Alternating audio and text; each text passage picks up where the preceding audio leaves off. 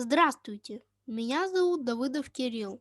Я ученик 5 класса Кангаласской средней общеобразовательной школы.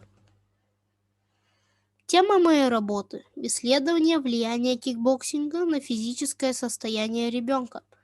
Актуально для меня, так как я занимаюсь данным видом спорта почти 3 года. И мне очень интересно, приносит ли мое увлечение кикбоксингом положительное влияние на мой организм. Актуальность данной темы состоит в том, что дети зачастую не уделяют должного внимания своему здоровью, ведут малоподвижный образ жизни, а ведь здоровье в первую очередь зависит от образа жизни человека, от его физической активности. Телевидение, компьютерные игры, занятость родителей, большие нагрузки в школе – основные факторы, которые мешают ребенку развиваться физически. Цель работы – привлечь внимание моих одноклассников к занятиям спортом, заинтересовать их своим увлечением. Задача исследования – изучить, что такое кикбоксинг, историю его происхождения и виды. Провести анкетирование и опросить одноклассников об их спортивных увлечениях. Проанализировать отношение ребят к спорту. Привлечь одноклассников к моему любимому занятию. Проблема. Возможны ли травмы при занятиях кикбоксингом? Гипотеза. Я предполагаю, что если ребенок с детства будет заниматься кикбоксингом, он будет иметь здоровье, тело и дух. Объект исследования – занятия кикбоксингом. Предмет исследования – отношение детей к спорту и посещению спортивных секций.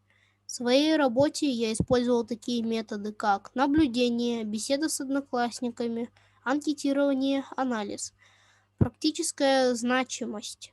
Я думаю, данная тема будет полезна не только для меня, но и для многих ребят, потому что в настоящее время многие школьники вместо занятий спортом выбирают проведение времени за компьютерными играми, без движений и без активных игр.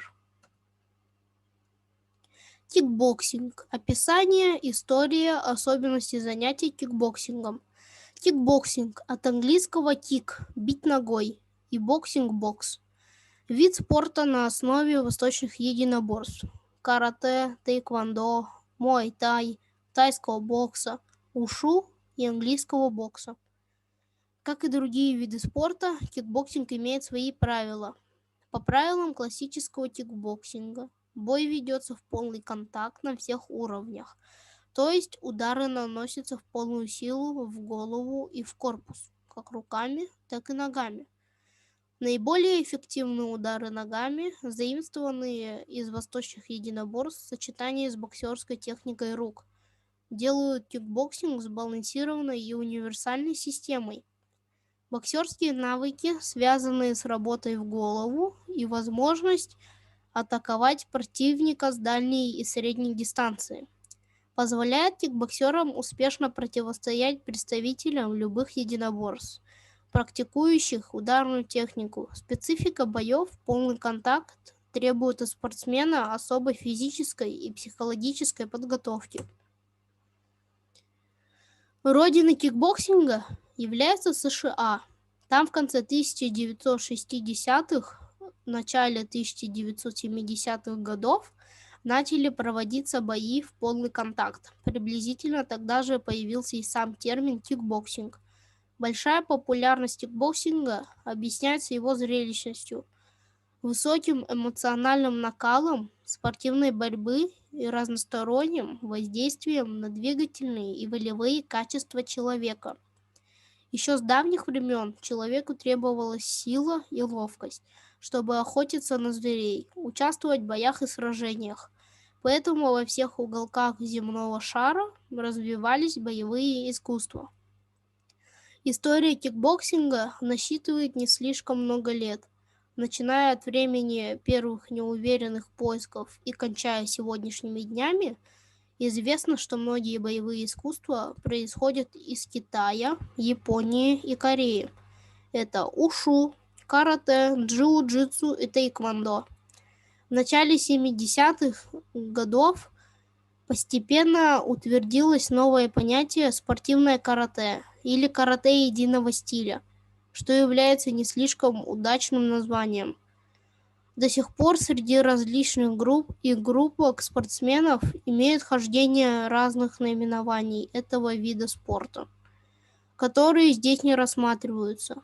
Турнир следует за турниром. Кикбоксинг неполного и полного контакта завоевал повсюду признание и уважение. Регулярно проводятся национальные, европейские и мировые чемпионаты. Кикбоксинг в Кангаласах. Мои занятия кикбоксингом проводятся в спортивном клубе Кангаласы. Тренировки я посещаю 3 раза в неделю. Длительность одной тренировки 1,5 или 2 часа.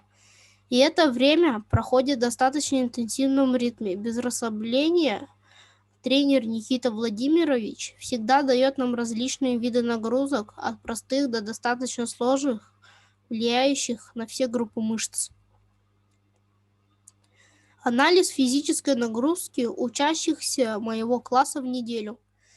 В исследовании принимали участие, которые помимо школьных занятий физкультурой дополнительно посещают спортивные секции, и ребята, которые не посещают дополнительных занятий. В исследовании принимали участие как мальчики, так и девочки. Физическая нагрузка на ученика в неделю. Анализ физической работоспособности ученика. Чтобы определить физическую работоспособность учащихся, мы провели следующий степ-тест. Выполнить 20 приседаний, затем подождать 30 секунд, после этого посчитать пульс в течение 60 секунд и оценить свою физическую работоспособность. Сравнение количества пропусков учебных занятий по болезни. Спасибо за внимание.